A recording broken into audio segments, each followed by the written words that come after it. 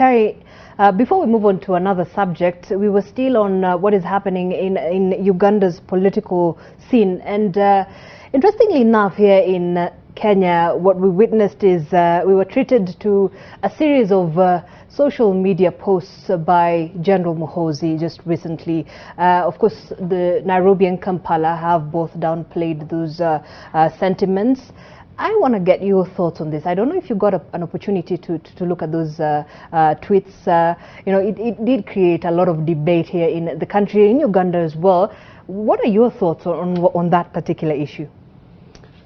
Well, you see, we really find it difficult to understand what General MUHOOZI really thinks,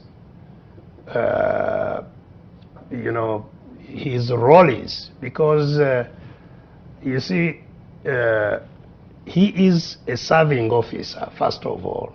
And this, I think, demonstrates more than anything else the point I was telling you, that our military institution itself is a captive of the family, that it does not function as a military institution.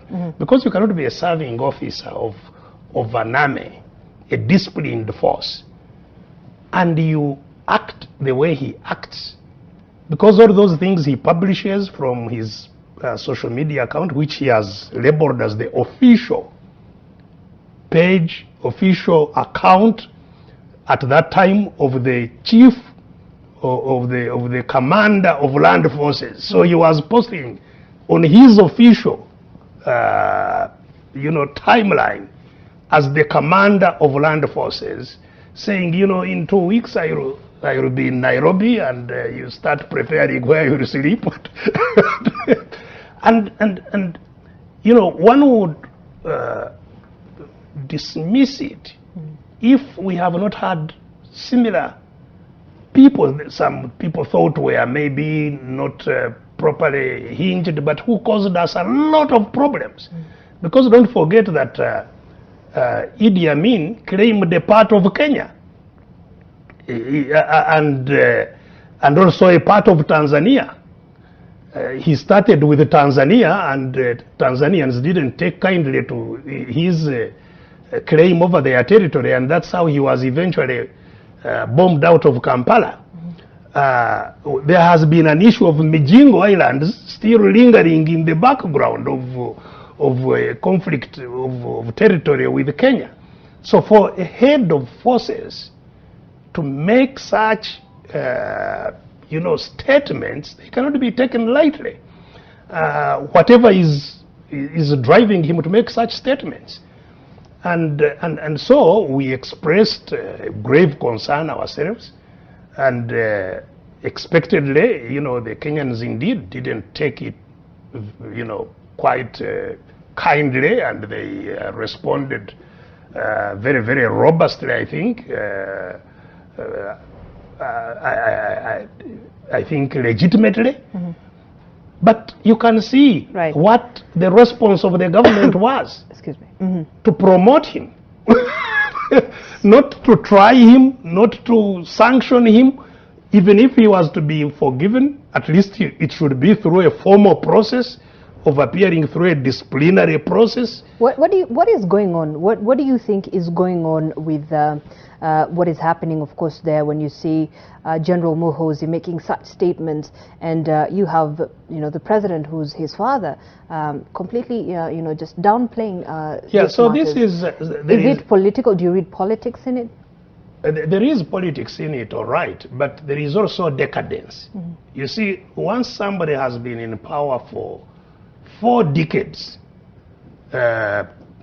unaccountable power, where you have, you know, you are like a monarch, an absolute monarch, no accountability. You don't know what is happening. You are buffered off. You really don't know what is on the ground, and so the people, I think, are Museveni himself and the people around him, certainly his family, like this General MUHOOZI. When Museveni took over power in 1986, he was in primary school. You know, he was being driven to primary school and back. So all his life he has lived in a state house. He has never known life of an ordinary Ugandan. And so some of the and they have come to believe indeed that they can do absolutely anything and get away with it.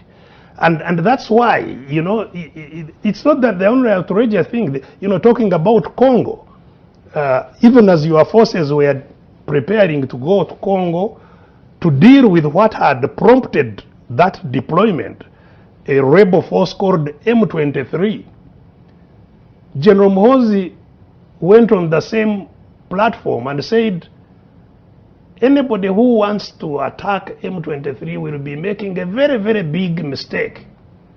You cannot attack M23. They are fighting for the rights of Tutsi.